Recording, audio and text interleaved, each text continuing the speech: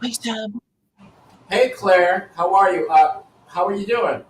I'm doing well. It's a lovely Sunday.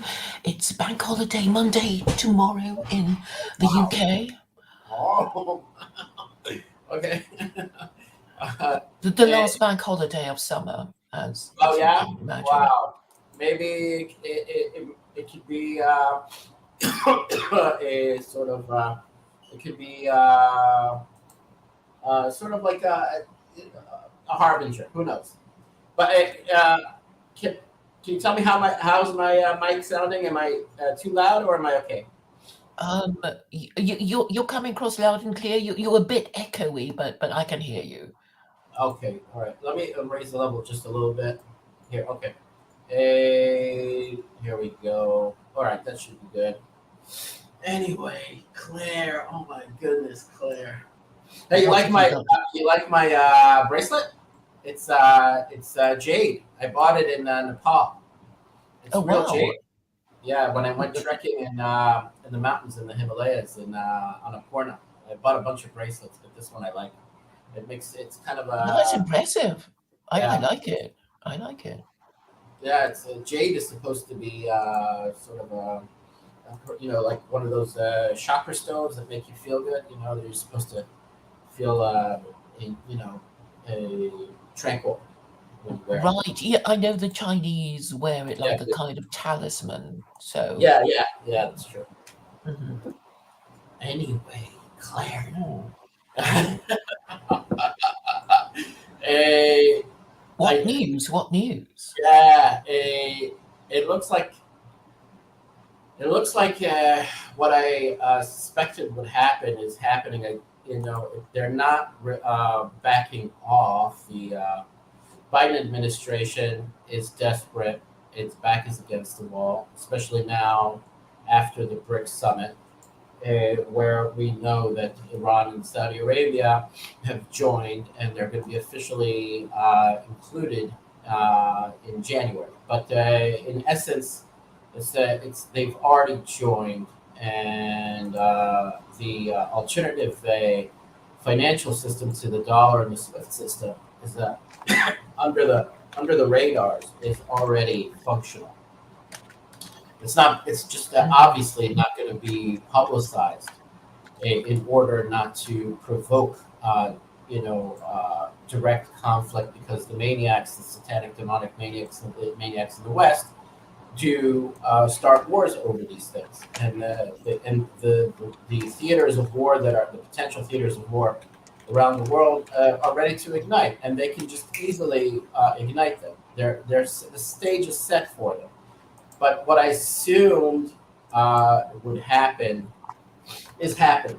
They're not relenting. They're not backing off. They're not uh, smart enough to realize the horrendous mistake that they're making.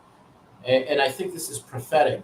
But the Biden administration, State Department, Blinken, and all these characters, they are insisting on pushing their policy of Saudi normalization and a Saudi peace agreement, whereby they are the arbiters and brokers between Saudi Arabia and Israel, and uh, they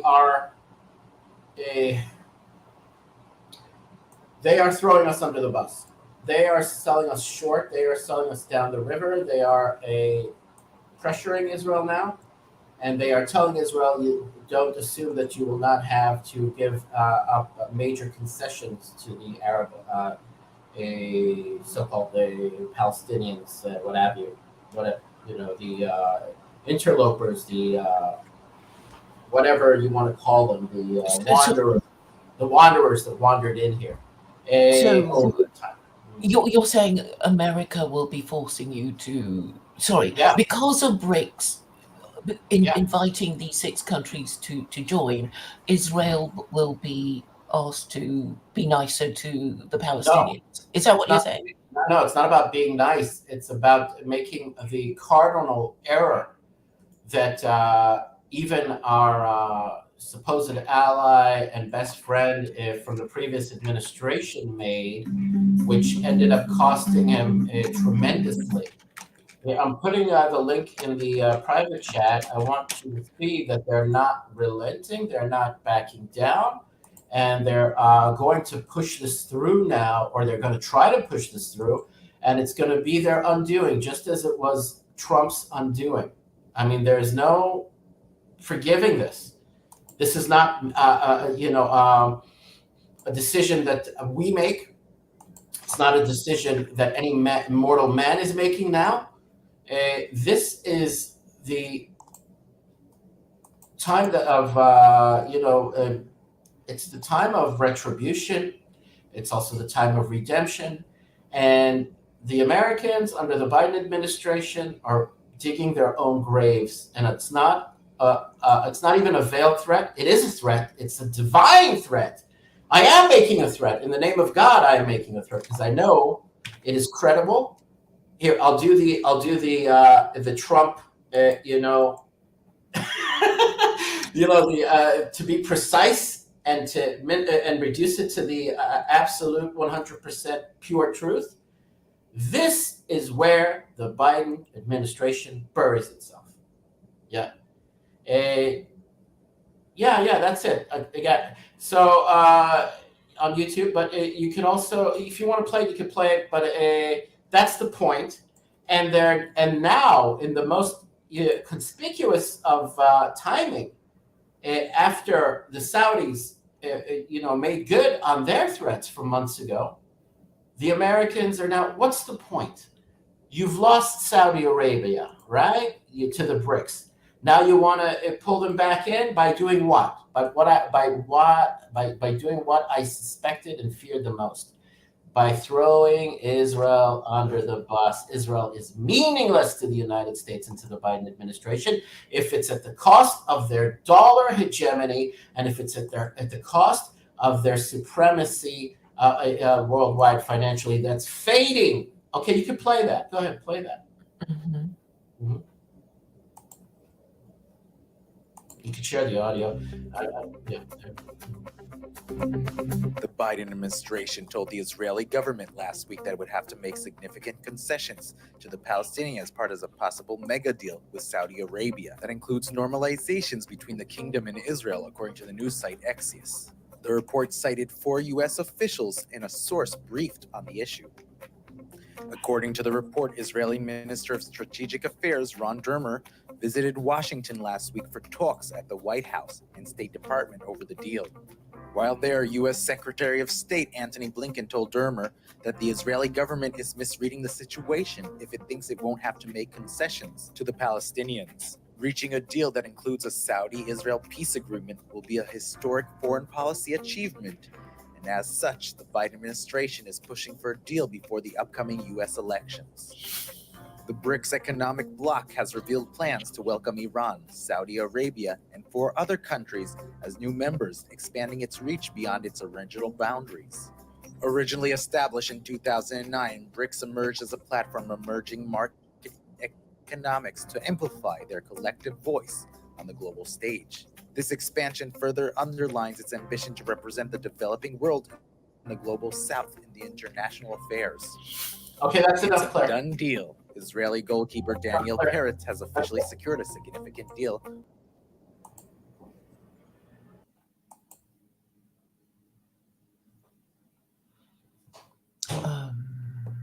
Stop screen. Yeah, okay, no problem. I had issues doing that as well. But with Joe, I didn't get the thing to work right when I tried to play a video. But anyway, even the measured milquetoast kind of a mainstream media, Israeli television kind of reporting, knew to juxtapose the Saudi normalization deal with Saudi Arabia joining the BRICS and Iran joining the BRICS nation. And they were not being bombastic about it. They were trying to be measured about it. But obviously they know that America is being pressured by the BRICS and by Saudi Arabia now. And it's on the edge of, it's on the verge of, major catastrophe. And financially and economically, I mean, it's only a matter of time. And the banks there in America are being held together by duct tape, by a monetary policy alone. It's not going to hold up much longer if the money, if the currency, it's not money, but if the currency is no longer going to be used, and everything starts like a domino effect collapsing in on itself. So everything is on the line for the Americans right now. And as I suspected, in order to draw the Saudis back in, or in order to buy more time, and that's really all it is. They are pathetic in the way they deal with their foreign policy and with their own self-preservation. It's from moment to moment. It's only about buying as much time as possible. It's not long-term plans these people have. They are really, amateur hour frat boys, and it's all about delaying. That's what America's been about for years upon years. Delaying the inevitable, delaying what cannot be, stopped. And now they want to delay at our expense. Sorry, what is the inevitable as far as you see it? The inevitable is that they're losing their hegemony via the world currency, the world reserve currency that they hold, the status that they hold. They're losing it rapidly, which means they lose all their advantages in trade and in foreign affairs. They lose all of their power. Their power is based on their, holding the world reserve currency status. They manage to siphon off all of the world's resources by holding this status, and they manage to control and manipulate world finances. And they're losing this. They've been losing this for the longest time, for years now. And this is why America is decaying. This is why the West is decaying, because they're attached at the hip to the British and the City of London, the financial centers of Europe. It's the West. It's the collective West. It's the, whatever you want to call them, the names that are given to them. And now, as was suspected, and as I felt would be prophetic, they are going, and they are even broadcasting this and projecting this openly with. And this is a Jew, the Secretary of State of the United States, Blinken, okay, and the other neocon Bolsheviks in the United States government, the lunatics, okay, that they've turned into mass murderers and genocidal lunatics just to preserve their nest egg, their little good thing. The country that they've adopted as their own, and are at this point undermining and destroying from the foundation, from the ground up. Not that it wasn't already destined to have this happen, because that's what they are. That's the nature of Esav, Edom. In the end times, they're just gonna fade away. They're going to disappear as a world power. All right, and all these. So is Israel going to join BRICS? Is this what? There were gestures that Bibi made, and he went to China, and they were negotiating some sort of agreements, trade agreements, and future agreements as to what to do after the West is demoted, and the West is being demoted. But these are desperate measures now that Biden, the senile doofus puppet that doesn't really know where he is and doesn't know what the hell is going on, and is just floating through his presidency as just what he is, a senile defective. He's being humbled for all the things that he did in the past to cause us tremendous suffering, tremendous stress, and tremendous fear of annihilation. Him and Kissinger, by betraying us prior to the Yom Kippur War, and telling Golda Meir to hold off on preemptive strikes against the Arab nations that had surrounded us and started doing military exercises on our borders. They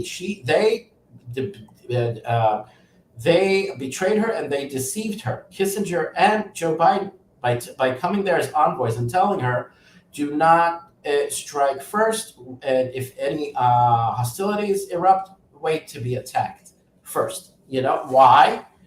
because they had made the petrodollar agreement deal in 1971. And there's a lot of reasons. 1 minute. I think it's my boy. Just give me a second. 1 minute.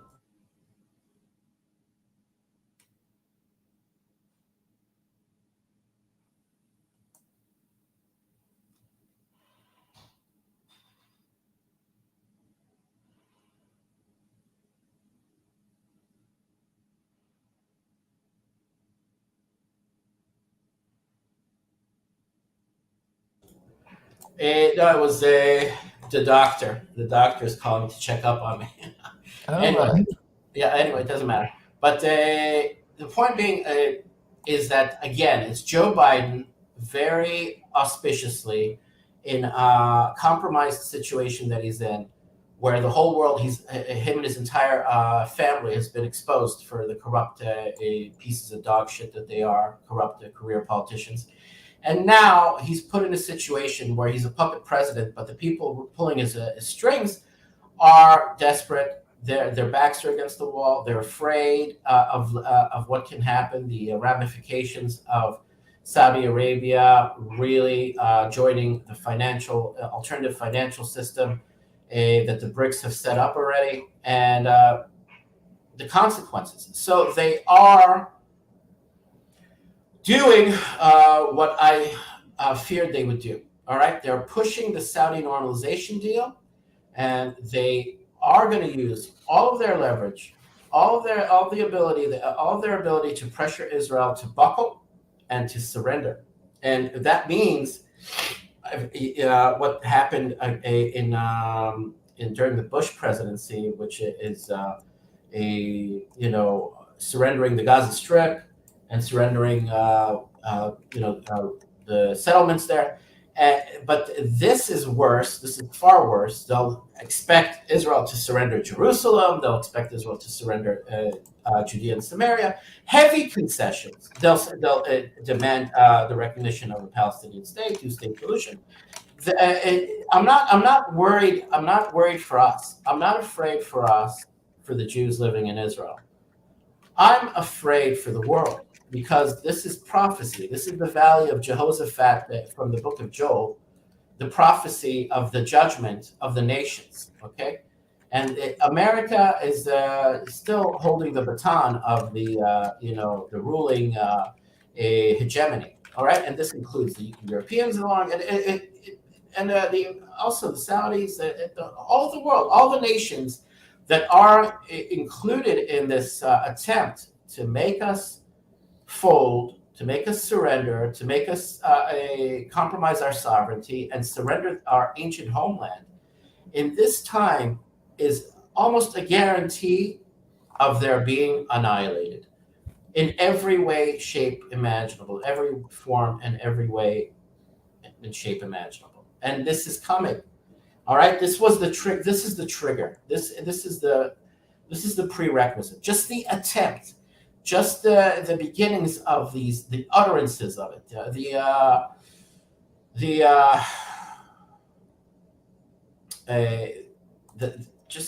the initiative itself, making it known, publicizing it, and everybody, even the Jews here that are moderate or left wing in America or wherever, they know that this is out of desperation, and they know that America is doing this for their own self-preservation, and they don't care. There are none among them that have any fear, because they have no faith, including the American Jews that are doing this to serve the interests of the establishment in America, or the hegemony that America is still is temporarily.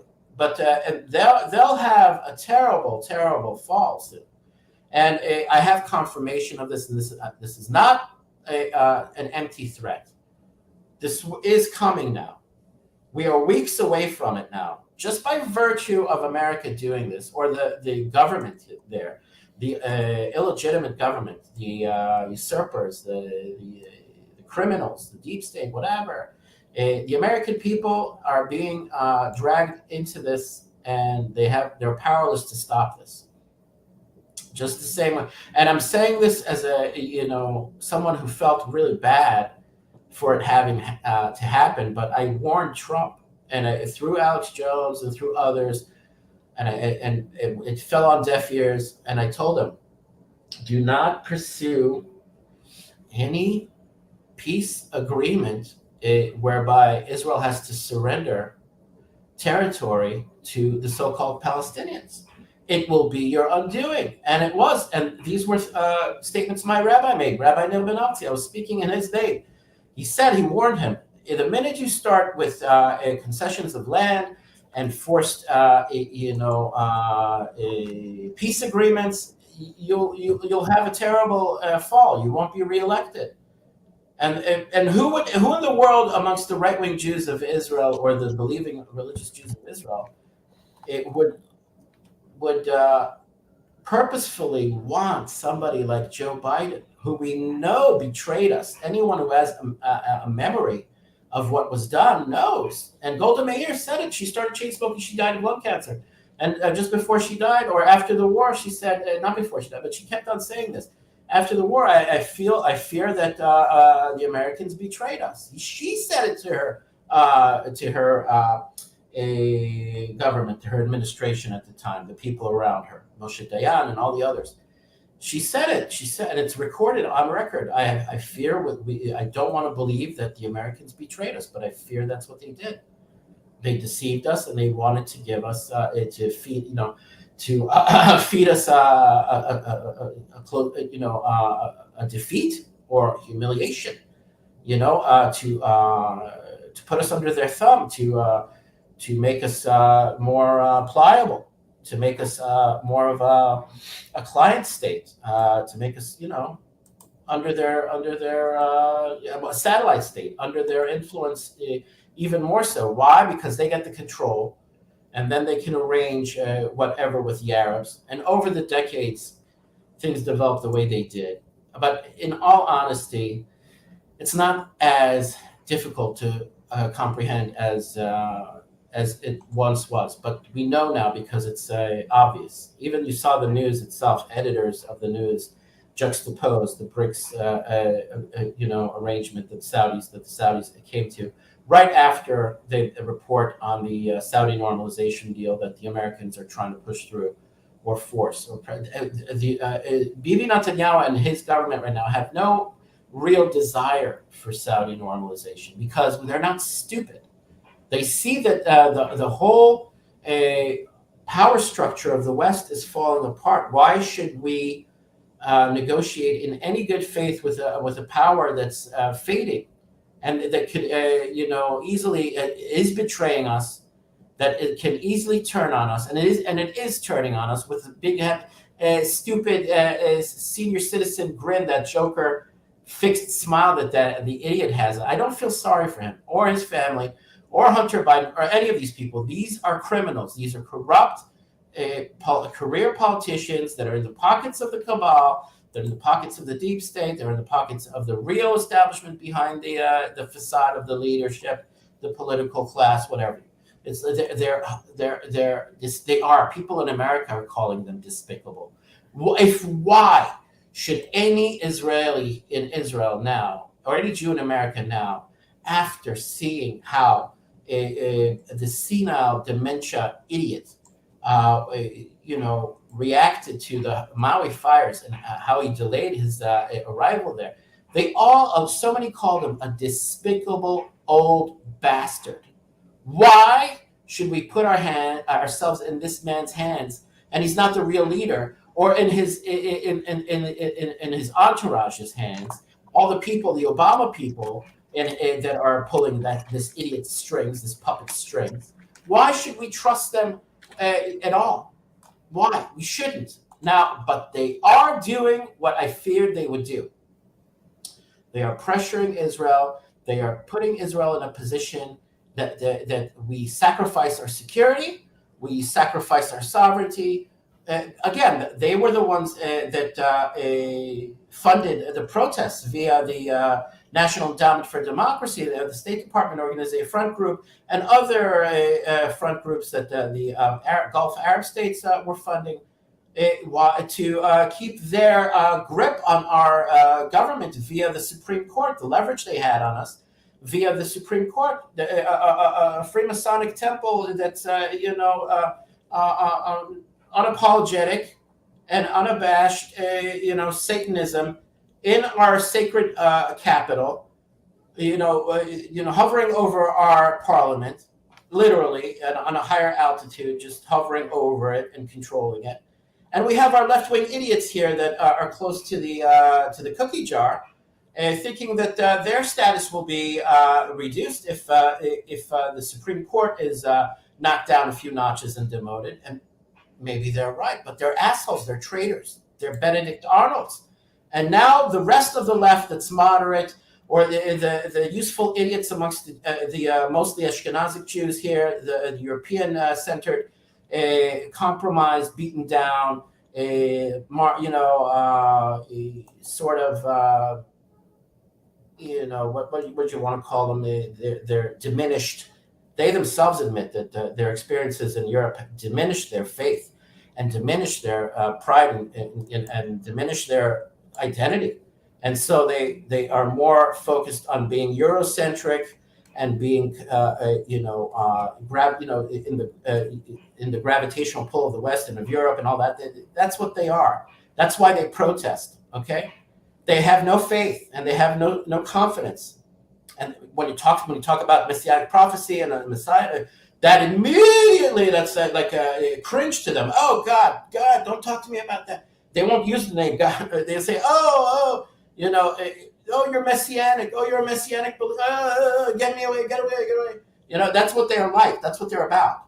So they are sellouts. They are lackeys. They are hirelings. They are even conscious traitors. Okay, because they have no faith. They're atheists, and they don't see anything. And I mean, I don't want to insult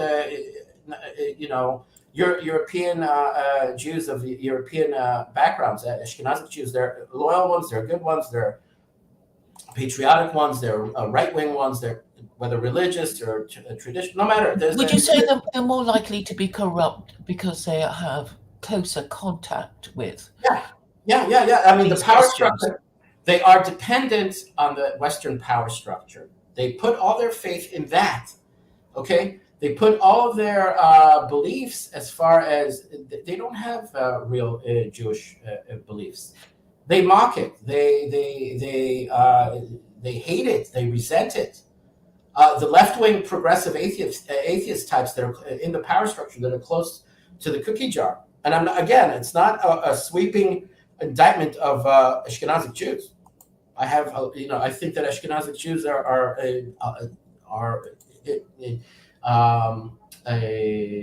fundamental in the establishment of the state and the upkeep and the security. They serve, they sacrifice it, and there are loyal ones and there are patriotic ones. I'm not making a sweeping generalization on all Ashkenazi, God forbid. No, I'm not. Obviously, I'm not. But the ones that are close to the power elites of the West, and the ones that are power politics or realpolitik, the so-called intellectual ones that are making decisions based on pure pragmatism and practicality, and they don't see any religious element, or they don't see any religious aspect or dimension to all of what's happening now. They're deathly afraid of the right-wing Jews living in Israel, assuming that what happened 2,000 years ago will happen again. Israel will fractionalize. There'll be different infighting in groups. That's what they're even like. You sent me that link on Ehud Barak. That's what they were planning on, even having a civil war amongst the Jews, and by way of that, taking power through a military coup. Now that became publicized, and even the left-wing protesters that were moderate said, "Fuck you!" they started waking up, and they said, "Well, are you out of your mind?" And the protest movement has lost momentum. And it's now all with paid protesters that are mostly non-Jews that are protesting now for money. Mm-hmm. Or it's still the kibbutznik types, the hardcore Bolshevik socialist types. These the so-called intelligentsia, the self-appointed intellectual upper class, upper crust, whatever you want to call them, they are resented by the majority of Israelis. You know, I think it's my boy. Just give me a second.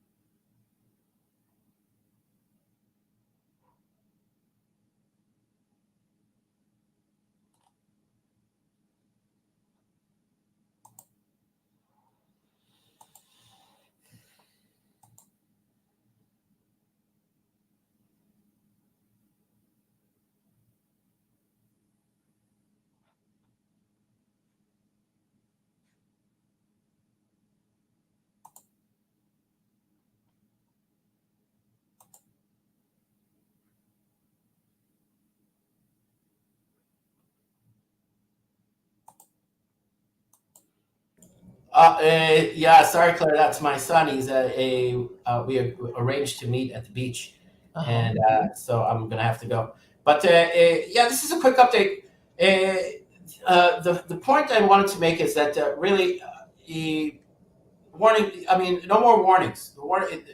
This is it. America is fading.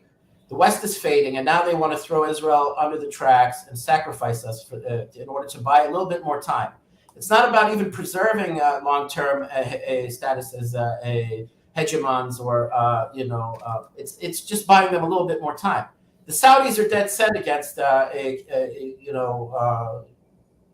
continuing on with the petrodollar, a recycling system, or the dollar being the world reserve currency. I feel that they'll ignite a war between Iran and Saudi Arabia because we'll refuse, and they'll try to pressure us. They'll try to do really dirty, underhanded things in order to make us, fold, and it won't work. But look forward to the next few weeks. The fireworks are going to begin. The banking, all of it is going to start going south. Literally, it's going to go awry. And this is the trigger. I got confirmation. They are not backing off. They are not relenting. All right, so I'm going to have to go. Okay. And thank you for the update. Tag me, and I want this to be on my Facebook. Already done. Thank you. Okay, Sam, thanks for giving us forewarning of the things to come. And it's my Rabbi Neil Ben Alti that gave these warnings. Just yesterday said, Rosh Hashanah, Yom Kippur, Sukkot, a cleansing is going to occur. A serious cleansing. In his name, I'm thinking. Okay? Okay. Bye. Have a good day at the beach. Thanks. Bye. Bye.